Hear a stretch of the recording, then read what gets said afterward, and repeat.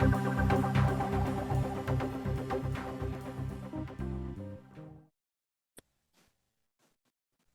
welcome back to part 2 with John Mastroianni and Jeff Smith. This is all about beginning improvisation. In part 1, we talked about some of the keys to getting kids started as a teacher and as a student. Working on playing by ear, being creative from the very beginning and tapping into their humanity and their soul, fear of improvisation and how we can overcome that, and then some of the steps to being a great jazz musician. So in part 2, we're going to get into some more details. So John, let's take it away. Yeah. So you alluded to what form might I start with? And of course, I evaded your question and by going into just forgetting all that and just started with all the creative aspects of trying to play and just improvise on a few notes.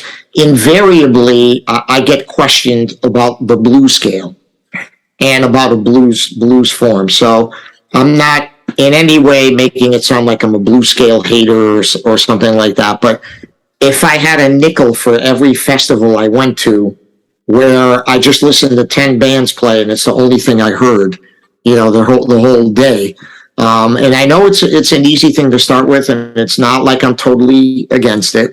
But in fact, even on that sheet that I gave you that everybody could find on YouTube and in the folder, and I did write a blues scale at the bottom of the page, and I wrote some very simple blues riffs that people can play. And the nice thing about that is that it gives the students some experience with like some non-harmonic tones and some of the blues notes and why they work. Oh, great. Okay, you're going to pull it up again. So, the previous page. Yeah, there we go, right at the bottom. So, so you could see some very basic blues riffs there that I might use as call and response with the students. So now you're kind of trying to teach them that, there's some notes that are not necessarily maybe in the chord or the scale, but they sound really good because they're blues oriented. And of course, you have to explain the blues to students. And I usually talk about it in two ways. I talk about it as being a 12-bar form, but I also talk about it as them expressing the melancholy aspects of slavery and where it came from and this, that, the other thing, like the literal and the kind of the connotation of the blues. And of course, I might ask them, hey, if someone says you have the blues, what does it mean? And then usually they'll say, oh, it kind of means that we were really sad. I'm like, yeah, that's about the size of it, because when people sang the blues, they made it really, really easy. It was normally about something really sad, especially back in the day when in the evolution of this music. So there's nothing wrong with grabbing a blues scale, playing a couple riffs and all that. And we do know that, as I said earlier, the blues is one of the first and most basic forms of jazz, okay? Here is a good thing about the blues scale. Without even telling everyone what the form is and what all the specific chords, you could put those few notes in front of them and say, go ahead, close your eyes and just play. Let the rhythm section go, and maybe you might use a play-along track or your rhythm section in school. And now you are going to get into some time. And remember some of the things I did earlier in part 1, I wasn't really thinking about time, but now you want to, of course, get some good time going and get some good swing feel going. And I have a saying, and I think most people would agree with me, that nothing means anything unless you play it in good time. You could be playing the greatest jazz licks in the world. They don't mean a thing unless you're playing good time. So by playing some of those easy blues riffs and stuff that I have written down there, that'll at least give some ideas. Mm-hmm. And then you can let the student go. So that's one good thing, I think, about playing a blues and about playing a blues form and a blues scale. I mentioned a couple tunes earlier. So let's say I was going to teach very beginners a tune by ear. Probably the first tune I would teach them would be C-Jam Blues, for obvious reasons. And then most of them would say, are you serious? It's only got 2 notes in it? And being like, yeah, that's it. That's the whole tune. So you could go from there. And then I mentioned Sunny Moon. You mentioned Blues Walk. That's a little more involved, but Freddie Freeloader. Yeah, Freddie the Freeloader, all that kind of stuff. As they get older, you can get more involved in the tunes and that kind of thing. But I think those are really good tunes to start with, and there are good charts available. Like I've heard some at the elementary level, and that's not my area of expertise, certainly. But you could find some good music they've got some nice little ensemble things to play, but most importantly, they're a good vehicle for improvisation for the kids. And you can open it up and let a bunch of people play and all that, and then really let them experience what the jazz idiom is like. Like, yeah, okay, we can play this, but look, it's open. That means we're just going to keep playing this round and round. I'm going to point to Kyle, then I'm going to point to John, then I'm going to talk to Jeff, and then Susie, and then blah, blah, blah. And you just keep going around the room and letting people play, and it really gives them the essence of what this music is all about. Three of the Rangers who have a lot of great charts at the very beginning level of the tunes like this. One is Paul Murtha. Murtha has a lot of charts. Rick Stitzel has a lot of great charts, and Michael Sweeney, of course, has a lot of great. If people are looking for Rangers, those are kind of the ones that I go to. Can I give you a list of the type of tunes that I do in improv classes, and tell me if you think they belong in this category, or if there's other categories I should add as well? I have four basic categories of types of tunes. Now, I try to teach historical tunes, and I try to go with what is the form of the tune more than the melody, right? So it has to fit that with the improvisation. So major blues, and on the other side of that, minor blues. So with minor blues, the 1 chord and the 4 chord is minor, but then the 5 chord is major. There is also a flat 6 chord, so the third line's a little bit different, but it's basically very similar. And then I do modal tunes, so what, and impressions and other tunes that are basically 1 or 2 or 3 chords that just kind of, it gives you the space to play on, right? These modal tunes. And then the last type I would do would be rhythm changes, which is AABA based on I Got Rhythm. So what do you think of those? Like, am I on the right track?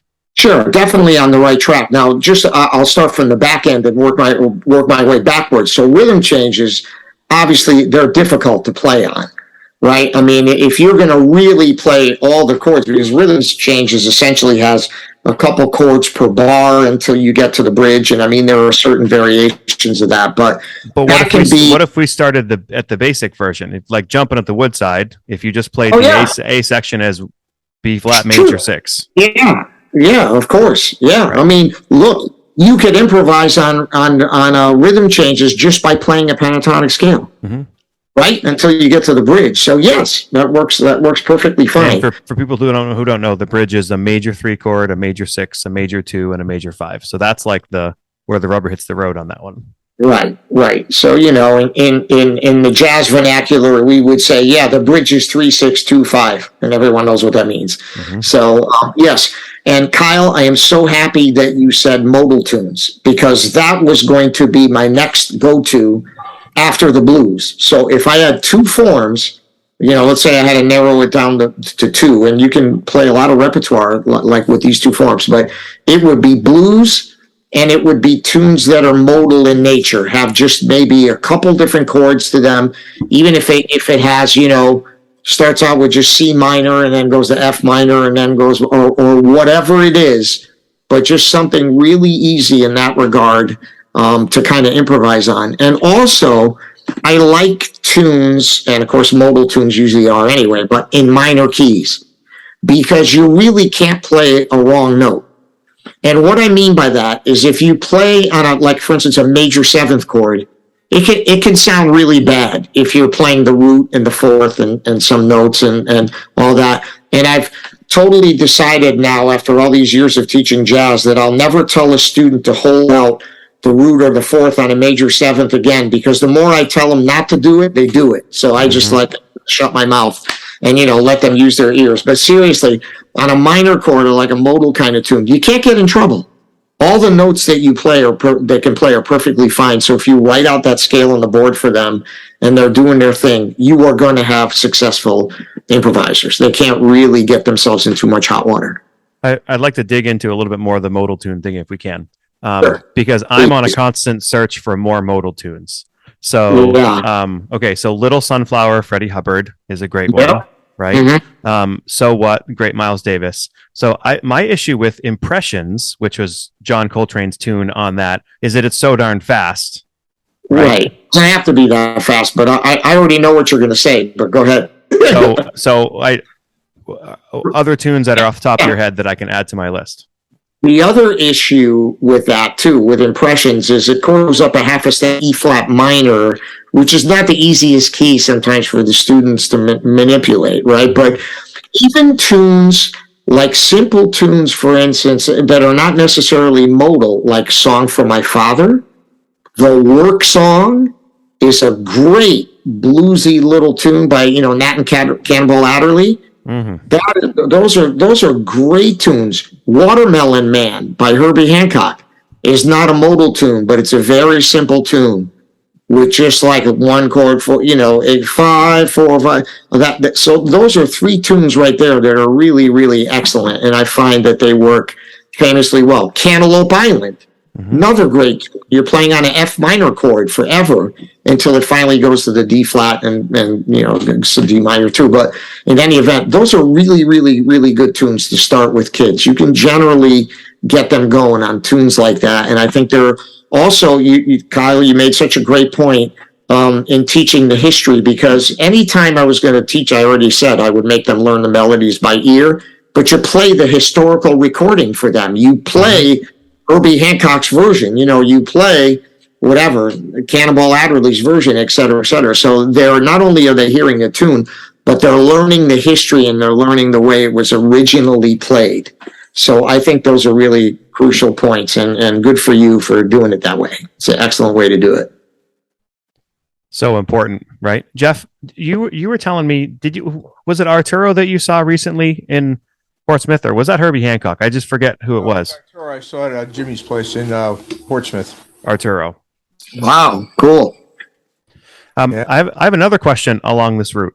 John, I don't know if I'm wrong. I don't know where I heard this, but I've done it with kids forever, and it seems to work. And I don't know if I'm right or not, but I want to run it by you as one of my jazz authorities. When you've got D minor for like 900 bars, you have a kid like playing D minor over and over and over again. I've always had them take a different chord tone and make that the root of the chord. So in place of D minor, have them play F major 7, or have them play A minor 7, or have them play C major 7. Yeah. So remember what I did earlier in part 1 about being creative? So I would definitely do this. So one of the things I might do is to clunk out a D minor chord on the piano, and then after they can get comfortable with the scale, then, all right, now jumble up the notes in different ways. Make them sound different. If it can come from them, it's all the better. Mm-hmm. So what if can they get used to not starting on the root? Can they get used to playing the B natural, which is right like a demon note for a lot of people on D minor, even older people, and it's a beautiful note, the 6th or the 13th, if you will. So if they can get accustomed right away to just get out of your comfort zone, and that's one of the things that is really, really important. I always tell students that a good jazz solo is a series of miraculous recoveries. Mm-hmm. You're playing all this stuff, and my teacher used to tell me, if you're not messing up, you're not trying hard enough. Mm-hmm. So if you're not tangling yourself up, and this was in college, in undergrad school, he'd tell me, if you're not tangling yourself up, then you're not trying hard enough. You want to tangle yourself up. You want to experiment. You want to explore. You want to get out of the box. Get out of what makes you feel comfortable. Don't play the same licks that you can play all the time. So yes, that's a beautiful thing that you're doing to teach them that they don't necessarily have to start on a D all the time, and et cetera, et cetera. And so I was thinking more about the piano players who are comping, right? That they can, I would even go like, okay, 4 bars of D minor, 4 bars of F major 7, 4 bars of A minor, 4 bars of C, just to get them to move around a lot. Right. When I was a younger teacher, one of my really good friends, director of jazz studies at University of Southern Maine, is named Chris Oberholzer. Oh, yeah, I know Chris. He came in and worked with my kids, and he heard that all my kids were playing the natural minor scale, right? The flat 3, the flat 6, and the flat 7. And afterwards, he's like, you should teach them the Dorian minor scale, because that's cooler. So for people who are out there, I don't know, John, if you agree with him or disagree, but that's just the major scale starting on 2. So it has the major 6 that you were alluding to earlier. Right. I think maybe this came up in our first podcast a few weeks ago, and I was talking how I've gone full circle as a jazz educator with I never use the term Dorian or Mixolydian or any of that anymore. You know how I teach a Mixolydian scale is a major scale with a flat 7. That's all you do. And I call it a dominant seventh chord scale because that's what it goes with, right? A minor seventh chord, how do you make a minor seventh chord? Well, you lower the third and you lower the seventh, right? Root, lowered third, fifth, lowered seventh. If you lower the third and the seventh in a scale, then you get a minor seventh chord scale. Yes, it is Dorian, and yes, it does start on the second note of a major scale. But you see, by the time I do all that, I was like, all right, we'll take I-91 north and then get on to this and go there. And it's already so much has gone by. I like what's different about that is if they're in concert band class and you've taught them D minor in the traditional sense, now it's a different sound. There's no doubt about it. There's no doubt about it. So that's why I think it's even a little bit, well, if you say D Dorian, of course, it sounds different than D minor. So that's an advantage, certainly, in using the term Dorian. But yeah, you have to discern between the two. And yes, there is always confusion about those two. Always. So if we can go back to rhythm changes for a second, what are some good tunes we can be using for rhythm changes? I only have a couple that I've used. Jumping at the Woodside is the most obvious that I've used. I haven't used I Got Rhythm, even though I probably should have. No doubt. Yeah. And there's another tune by Charlie Parker that people think is really complicated, but it's not. Red Cross. Sure, Red Cross is a great tune. I've used that as well. So what are some other rhythm changes tunes? Yep, and you can do Lester. Oh God, this is Lester Leaps In. What is it? What is this?